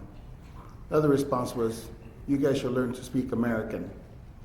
Now, I am on a quest that the Hispanics are being eliminated from the census and being blocked in also as white. But what that it hinders us from actually having a different colors within our city. How do you justify having 100% white populace of police officers or fire department when we have a 55% Hispanic population up here and a 19% black population? I don't see any black or any Hispanic police officers up here. But you know what? I'm beating a dead horse. You don't really need to have something big to offend people, to really subdue them with words and the narrative that comes up here and saying how the immigrants, how that person always tells me to go back to where I came from. When you pay a paid protester to talk, a Mexican person to talk about Mexican people, to say they were all drug dealers and police killers. We don't have to go to El Paso to see the hatred. We don't have to go to Ohio. We see it here. The same people, same narrative. We're coming up here just to ask for our rights that belong to us. But I've heard several times from that person saying, I wish it was like it was before. What does that mean? What does she mean by, what does that person mean by that? What as it was before? The populace has changed from 80% to now we're 55%. Mr. Kennedy got up and walked away. He never heard anything more racist when I said, hey, you guys are now 17%, 3% are leaving. And that's the reality. It has changed. A few hundred years ago, it was American Indians and Mexicans living here. Then came the English, and then came the Irish, and then came the Italians. But we paid the same. We pay our taxes. We have the same right as everybody else. Nobody owns that basketball. We can go out there and play with the ball as much as we want to because we're taxpayers also. So we don't have white skin. We're taxpayers. I'm born here. My son's born here. My grandsons are born here. And we want to teach them that it's for everybody. So when I hear, I'd rather pay, that's denying me my right to ask. If maybe they would have said, hey, let's do a study. No. But then you see the tyranny right away. And that's what hurts. That's why you come up here and you sound off. We're not beating a dead horse. Thank you. Bob Nelson. Bob Nelson.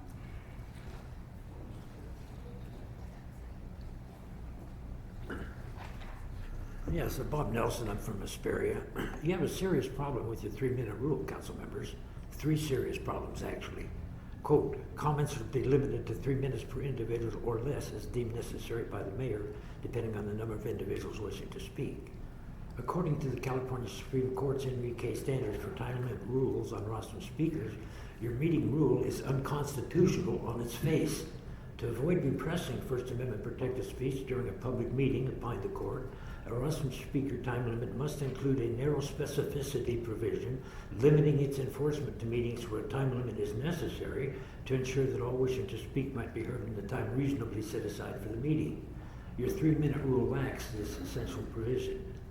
The second problem, repressing First Amendment protected speech during a public meeting with such an illegal rule is a violation of the United States Code Title 18, Chapter 13, Section 241, which stated it is a felony, quote, for 2 or more persons to conspire to injure, oppress, threaten, or intimidate any citizen in the free exercise or enjoyment of any right or privilege secured to him by the Constitution or laws of the United States, as detailed in this federal press pamphlet, which I've attached to my speaker form. Third problem. Former County DA Michael Ramos filed a PC 403 case on an unlawful disturbance of a County Board of Supervisors meeting in 2004, had the case dismissed at its first court appearance, and told the media why. Because, reported this Sun editorial of September 18, 2004, supervisors too harsh on critics. Essentially, I did nothing wrong in refusing to yield the rostrum on being told my 3 minutes were up. The editorial concluded the DA's office is to be commended for its validation of Nelson's legitimate right to dissent. The DA reneged on this validation of our right to ignore this 3-minute rule, filing a case with 3 counts of unlawfully disturbing the Hesperia City Council meeting in 2017 by breaches of the 3-minute rule. But at the 65th court appearance for People v. Nelson on June 26 this year in the Victorville courthouse, a second jury said I did nothing wrong in breaching the 3-minute rule during the June 20th and August 1st Hesperia meetings, with the guilty verdict for the June 6th 3-minute rule breach on appeal. So a former DA and now a jury has said it is not a crime to violate your 3-minute rule, at least most of the time. Our founding fathers, with the First Amendment, gave us 2 rules for making community decisions. Make them during meetings open to all wishing to attend, with no rule limiting free speech, excepting urgent necessity, of course. If you follow these rules, council members, Victorville tomorrow will thank you. Thank you. Joe Forgetti. After Joe Forgetti will be James Avery.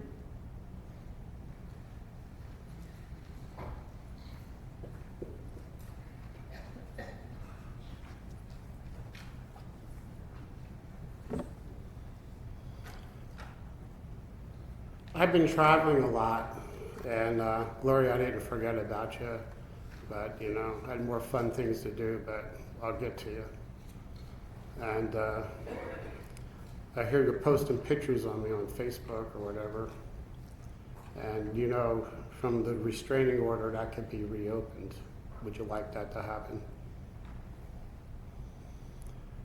Rita? Now, it was really sad to see that some student got hit by a car, I guess in the Old Town Victorville. I'm sure that crosswalk is not compliant. You had your opportunity to fix it, and somebody got hurt. You just blew me off. This is very important. Now, something happened. Now, I will find out who that student is, and I will make their attorneys well aware of that the city was aware and did nothing.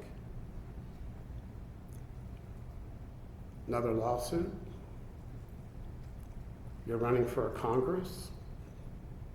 I don't think so. And Rick, I still never heard from Officer Kelly about the accident that took place, a hit and run. Was it 2 or 3 years ago? Maybe 2. And I think I'll come by and have an internal affairs investigation. So I'll do that sometime within the next week, because it was always promised, I'll call you back, I'll call you back. This is, yeah, you know, I guess you're for the criminals, you're not for the people. So is that how you conduct it? Then recently I had important information about a crime that took place, and then somebody handcuffed me and put me in a police car, and I'm trying to give information. I'm just a citizen trying to help. Real impressive. Now I got a citation, take that one to court, because that's my arena. I doubt that you'll post it, but if you do, okay, it's not going to be fun. It's embarrassing how you treat people. You are supposed to be directing the council. I'll look where I want and keep my mouth shut. I'm talking to him. He's on city council. His name is Captain Bessinger, not Rick. Okay. I think he understands who I am. So, but it's not really good. This is a warning. Okay, it's not really good. You run a horrible city. What's that? I gave you a warning. Big deal from you. A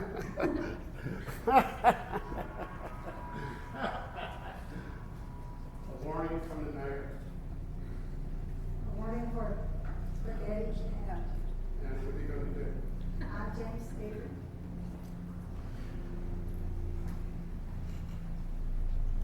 Yeah, good evening, council. Yes. My name is James. This is my wife Betty, and we've been here in Victorville going on 1.5 years.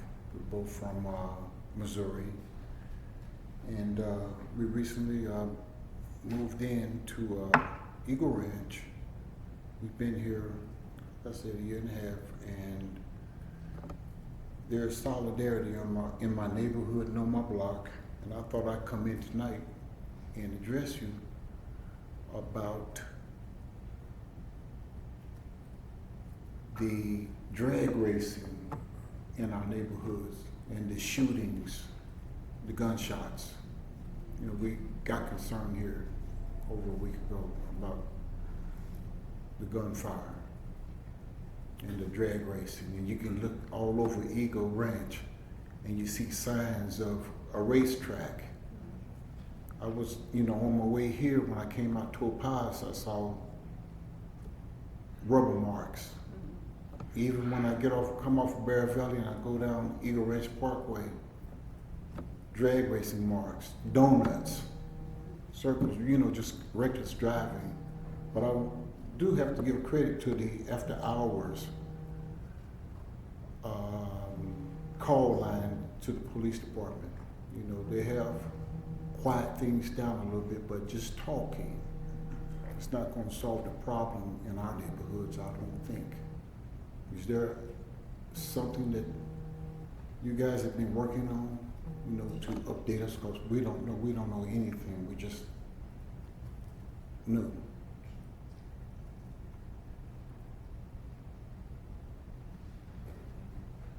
After the meeting, a staff member will contact you and talk about this. This is generally the time some individuals can bring items to our attention, but we don't dialogue because it's not on the agenda. Where a lot of other people may show up to have a discussion, but we do take seriously everything that comes out there in this case because it is an issue that we've heard about. Either the manager or the sheriff's department, I'm sure, will contact you after the meeting and follow up on it. Oh, Thank you. okay, because see, you know, where we come from, we would always have a representative, you know, a councilman, you know, for our district. You know, this is the first time that, you know, I've come in and all the councilmen take care of the whole city, you know, and, you know, I just didn't know. They will be contacting you. Okay. All right, okay. I'll stand by till after the meeting. The Brown Act does not permit us to respond to items that are not on the agenda. That's the rule. Understand. And that is the reason why we cannot answer or respond to you or to anyone. We appreciate it. I understand. I think we really, our purpose for being here today is just to bring it to the attention. I'm a marriage and family therapist. I'm a professional. My husband's retired. I'm sure everyone in the neighborhood is moved up there to keep the value of our homes. And I certainly don't appreciate being awakened by gunfire. I don't appreciate some youngsters taking advantage of the streets where they feel like they can just burn rubber, and that's called reckless driving, and it puts danger to the other children in the neighborhood. So our goal here was just to bring it to your attention, and we're just hoping that something can be done about it. Like we said, they will be contacting you.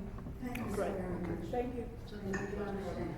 And as a point of order, I'm going to state that Councilmember Cox was not directing staff or the manager. It was merely a clarification. Staff should always be able to address without any council member making a recommendation. That was the last part that I had. Now we move on to reports from our city manager. Madam Mayor, members of the council, in terms of items, I normally have items, but I think one particular item I'll address because I heard it tonight, and it's just the most concerning thing that I've heard, especially coming from a council member, suggesting that a staff member is accosted a council member is just outlandish, an absolute distortion of the facts of what really occurred. I am undertaking an investigation because a similar allegation was made by Councilmember Gomez, which we're dealing with. It's also very similar to allegations, many of which have occurred in the past. All have been investigated and found as unfounded. I have a strong suspicion this is another one of those, but do it in a public meeting, I think certainly would sunk to a new low by trying to call out a staff member that does nothing but, and has done nothing but, over the last 20 years, serve the residents of this city and the council to the best and most professional means possible. Thank you, I appreciate that. Did you have anything else? Mr. Mayor?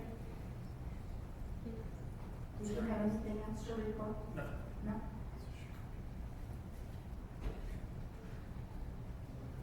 Now we move on to council members' discussion and possible action regarding items for the upcoming city council agenda. Ms. Jones? Yes, Madam Mayor, thank you. So I'm interested in placing on the agenda a closed session item in order that we may have a fuller discussion about the impact and implications of the findings in the City of Victorville Fire Services Transition Status Report dated June 11, 2019.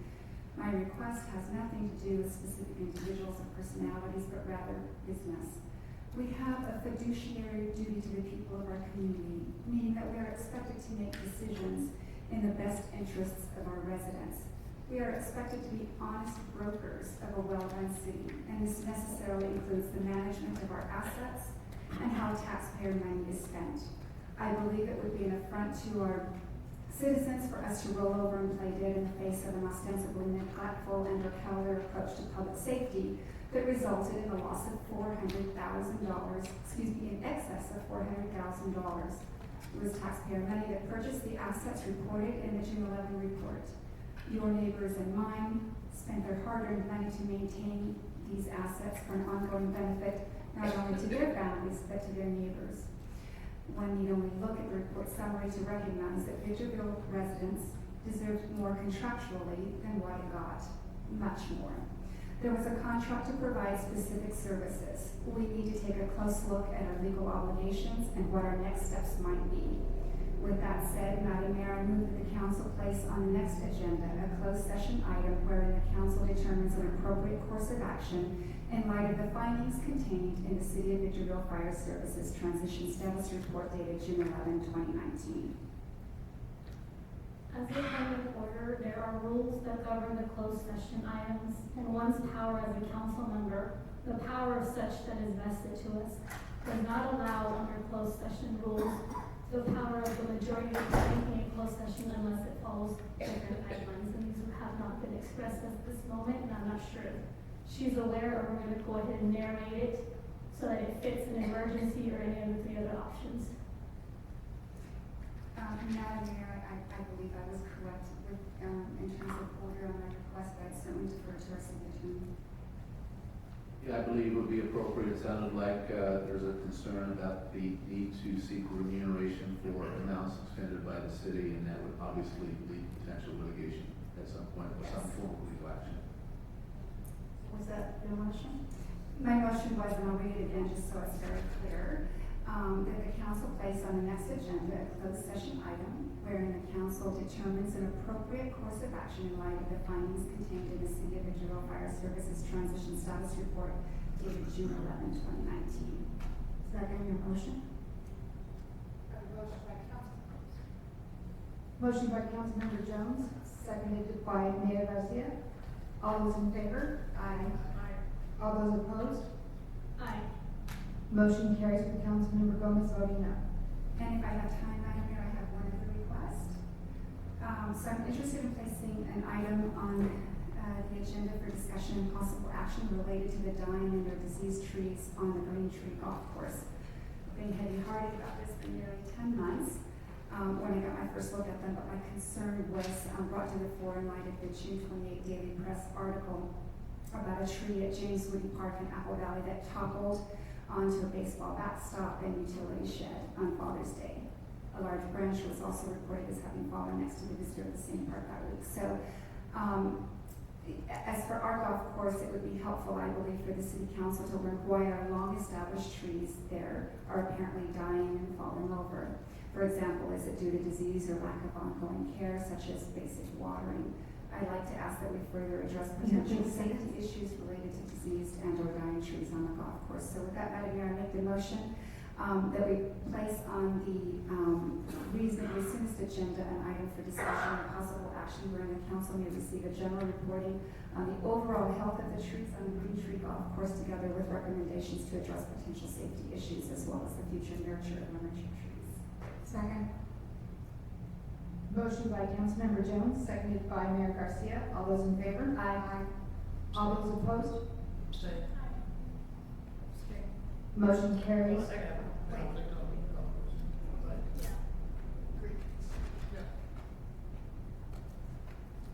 So I'll just abstain. motion carries with Councilmember Cox abstaining and Councilmember Gomez voting no. Thank you, Madam Mayor, that's all I have. Thank you. Yes, I do. I feel that because of what is happening out there and everywhere regarding crime, violence, I feel that I read an article of an individual accusing our police as not doing their job. And I feel that this is a misinformation that is being said and being repeated. And I feel very strongly that I would like to put as an item on the agenda for the next time for the police department to give us a report as to the crime and violence that we may have here in Victorville. Only because of the fact that I feel that what this individual said is not necessarily true. But to be just and to be fair to all residents, we need to know the truth.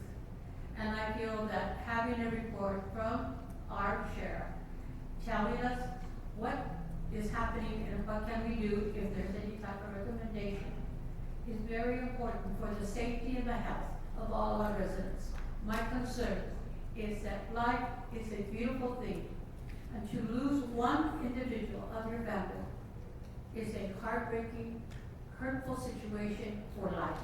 And I would hate to feel that we are not concerned enough to have our sheriff department tell us what's going on and what can we do if there is anything that's going on that we should take care of. So my motion is to put on the agenda a report to be given to us and to our audience, to the city, regarding crime and violence in Victorville, so that we are fully aware of what's going on. Second. A motion by Mayor Pro Tem Ramirez, seconded by Councilmember Jones. I would like to modify that to add actual date line spectrums, because are we receiving 6 months, 3 months, 2 months, 60 days? There is no timeline.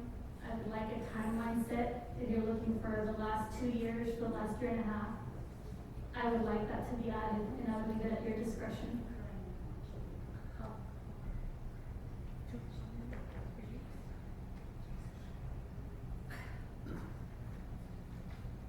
I haven't been here long enough to know the history of Victorville, but being that we were elected in December, I would like personally a report that starts in January to the present. That way, I myself am fully aware of what is going on. I cannot relate to the past, and I do not want to judge the past, because things do improve and life is significantly also improving. So I would prefer the time period to be from January to the present month of the You have 1st of 30 August. seconds. I will put it on the motion as to the report. We have a motion by Mayor Pro Tem Ramirez. Councilmember Jones, you still want to second that? Yeah, so I'm presuming that this is a substitute motion in a roundabout way, so yes, certainly, I will, keep to my second. Okay. All those in favor? Aye. Aye. All those opposed? Motion carries unanimously. Yes. We had a speaker tonight, I believe it was a complaint about diversity of the police and fire department. Sounded like it, at least to me. We're very proud of diversity in our employees from the city of Victorville. I watched the process of the fire department, very pleased with what I was seeing. Sheriff's Department, we contract, so we don't have anything to do with hiring or the employees, and so if the individual would like to make a request to the fire department, police department, they can make that directly to the sheriff. But I do believe, since that we have granted the fire department, the data would be interesting, and I would like to see the staff follow through with just a short report.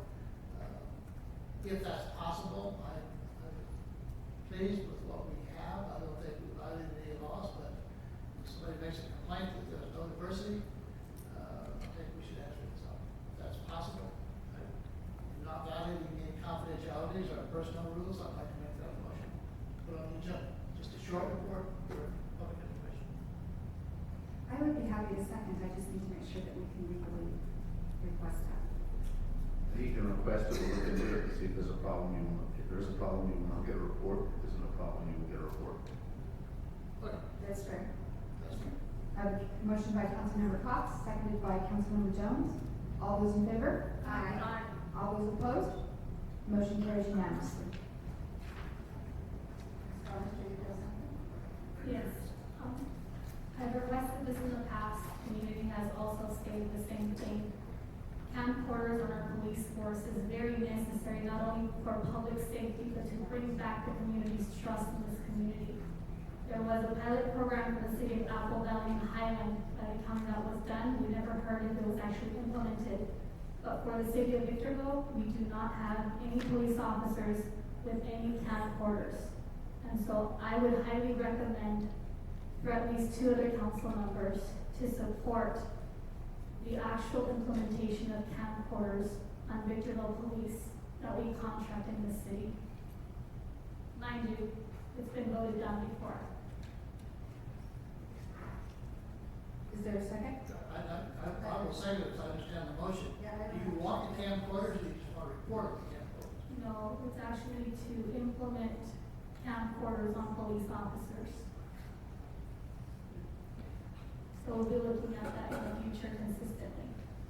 Well, I'd love to see a report, but I'm not going to direct the sheriff not to do his business.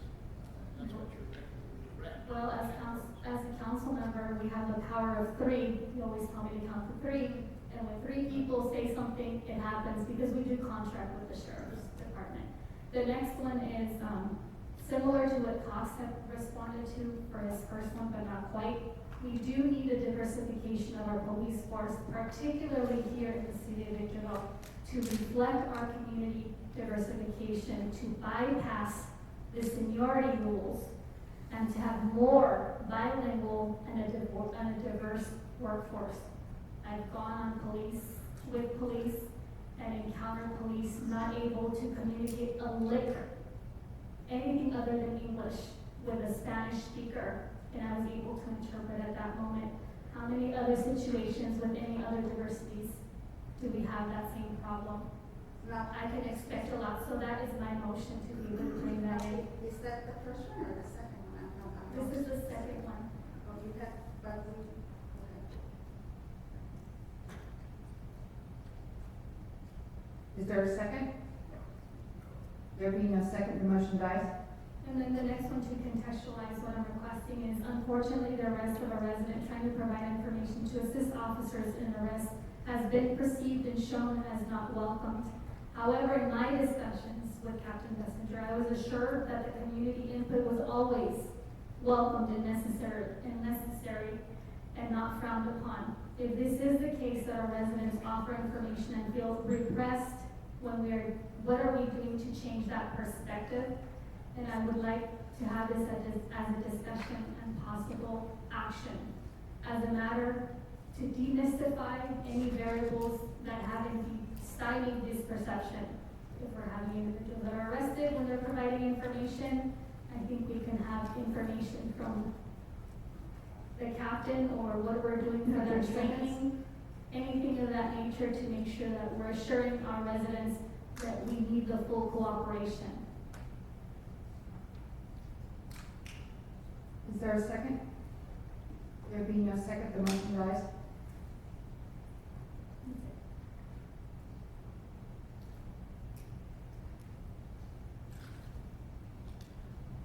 Now we move on to, did I get it? Got it. You're ready. Okay, I have one, okay.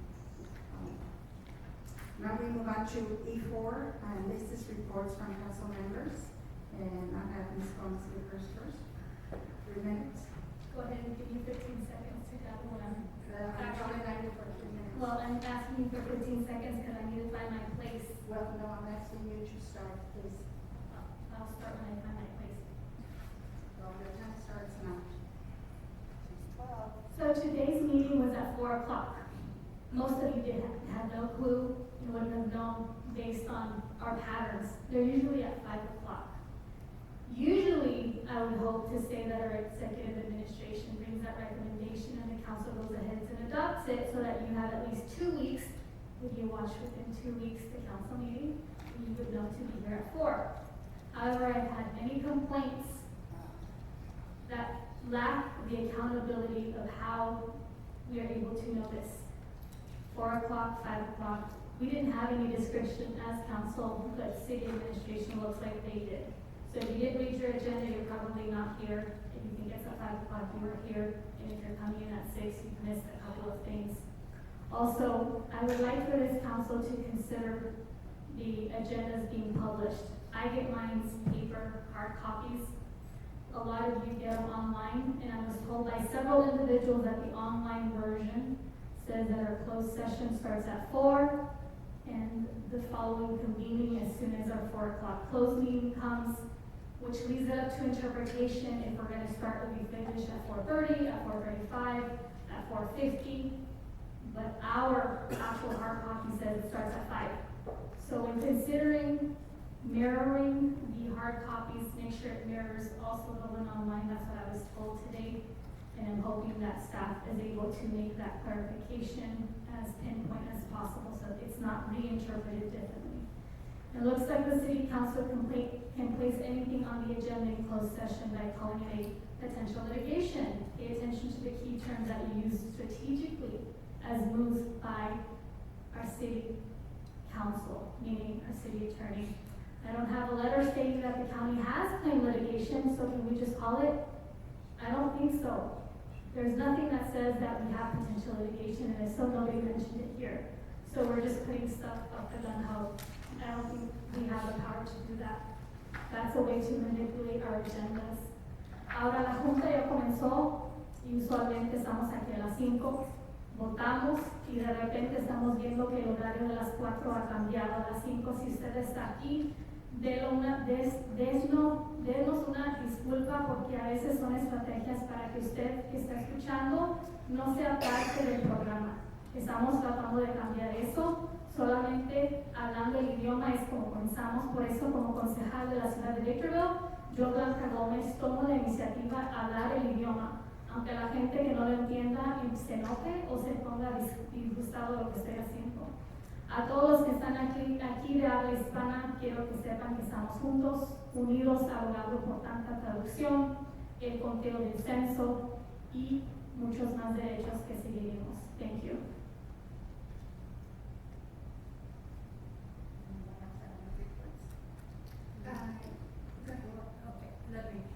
I'm very pleased to announce that I have been invited as a VIP guest to the Transportation Summit to be held at Disneyland Hotel in Anaheim, September 26, 27.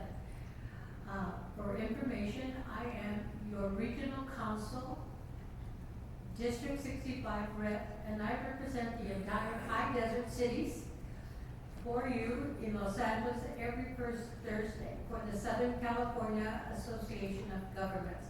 So this is a privilege and an honor to represent the high desert in September regarding transportation and the future of our area. And thank you for representing. Yes, thank you very much. So, over the course of the last few weeks, I've attended an SPCTA meeting and stood in Councilmember Cox's stead at the UWRA meeting. In mid-July, I was very fortunate and quite blessed to attend the Dreamers, Visionaries, and Leaders Fostering Hope Scholarship event. It was such a wonderful thing to see our foster youth graduating high school with their visions set high for what they look to in the future. These students had a remarkable academic history, especially in light of the particular challenges that they faced in their lives. And I'm so proud of our youth that was able to overcome great obstacles in their life to move forward and do great things for our community. With regard to requesting a closed session item, Councilmember Gomez's premise is faulty in that potential litigation doesn't cut one way, it cuts both ways. Thank you, Madam